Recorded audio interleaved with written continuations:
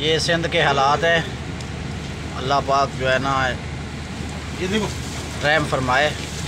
और ये देखें ये हालात हैं रेलवे लाइन के, इसमें से गाड़ी जा रही है, ये आप देख सकते हैं।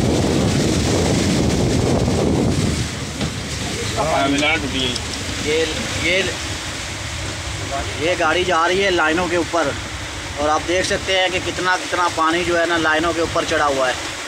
ये दौड़ से गाड़ी निकली है 28 शालीमार एक्सप्रेस। तो ये हालात है रेलवे लाइनों की, बस अल्लाह के नाम पे चल रही है और कोई सूरत हाल नहीं है। बस अल्लाह पाक खैर करे, अल्लाह करे ये बारिश रुक जाए। ये बारिश जो है ना आफत बन चुकी है। सब लोग दुआ करें अल्लाह पाक से कि अल्लाह पाक अपना रहम करे, अपना करम फरमाए तमाम दोस्तों पे, तमाम लोगों पे।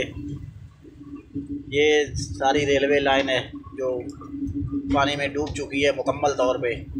ये दौड़ स्टेशन से निकले हैं और आगे बांदी स्टेशन आ रहा है। बांदी और दौड़ के बीच में ये जो है ना रेलवे लाइन, और ये सारा मंजर मैं आपको दिखा रहा हूँ।